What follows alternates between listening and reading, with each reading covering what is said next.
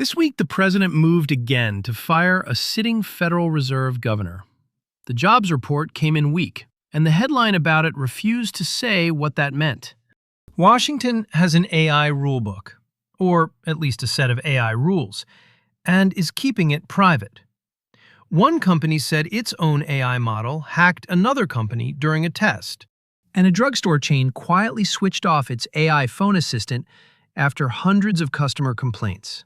This is the English Brief, weekly edition. 5 stories from the week's business and tech news, and 20 brand new words from this channel, plus all 20 from last week, taught exactly where they belong. Inside real news. Every one of these stories is about the same question. Who holds the rulebook, and can anyone else read it? By the end, you won't just know these words, you'll know the week. Late in the week, one headline restarted an old fight. The president moved again to fire a sitting Fed governor. Not to criticize the governor, not to pressure the governor, to remove them. Notice the verb in that headline, restarts. This is round 2. And round 2 of a fight like this does not get settled in an afternoon. It will play out over weeks, in public, in filings and hearings and statements, one development at a time. When we say a situation will play out, we mean it will unfold gradually, and we don't yet know the ending. The economics underneath it were just as unsettled. The jobs report came in weak. Normally that argues for lower rates, but the headline that carried it was carefully equivocal. A weak jobs report, it said, does not eliminate the prospects of a September rate rise. Read that again. It doesn't say a rise is coming. It doesn't say it isn't. 2 readings, both allowed. That is what equivocal means. Ambiguous, open to more than one interpretation.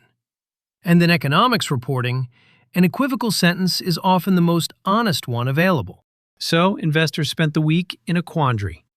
Weak labor market, live possibility of a rate rise, and a governance fight sitting on top of both. This is where last week's vocabulary earns its keep. Every plan built for the next quarter is now a contingency plan, and nobody can say with a straight face whether rate policy is on track. Then the bond market weighed in on it. One headline this week put it bluntly.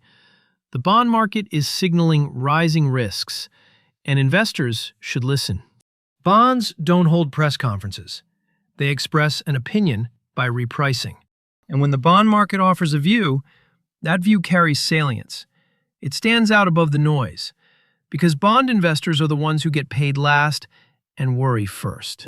What makes the Fed fight fraught, tense, and loaded with more risk than the surface suggests is that both sides have reasons not to move. The White House does not want to look defeated.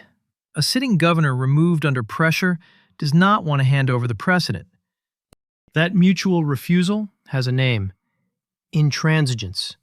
And an attempt to remove an official outright functions as an ultimatum, a final demand with a consequence attached, not an invitation to negotiate. Expect pushback from Congress, from former central bankers, from markets, and expect careful language about motive, because if a removal is read as a reprisal, punishment for a decision someone disliked, the legal fight gets much longer. Meanwhile, the market is quietly running one question: who capitulates first? Not who is right, who stops resisting. One more name landed in the middle of it. A headline this week paired Warsh with the Fed and called it a new test. Whatever the outcome, that is the frame for the rest of the year. An institution whose independence used to be assumed is now being tested in public, week by week. Play out. To unfold gradually over time, in a way you can't fully predict. From the news, the fight over the Fed governor will play out over weeks in public. One more. Let's not guess the ending. Let's see how the negotiation plays out. Equivocal, ambiguous, or open to more than one interpretation, not clearly committing to either side. From the news, the headline was carefully equivocal. A weak jobs report doesn't eliminate a September rate rise. One more. Her answer was equivocal. I still don't know if we got the contract. Intransigence. A firm refusal to change position or compromise. From the news. Both sides have reasons not to move. That mutual refusal is intransigence. One more. The talks collapsed because of intransigence on pricing from both companies. Ultimatum. A final demand with a stated consequence if it's refused. From the news. An attempt to remove an official outright functions as an ultimatum. One more. The supplier gave us an ultimatum, sign by Friday or the price goes up. Capitulate. To stop resisting and accept the other side's terms.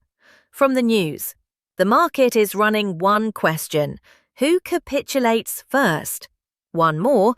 After 3 rounds of revisions, we capitulated and used their template. Weigh in on. To add your opinion or influence to a debate. From the news.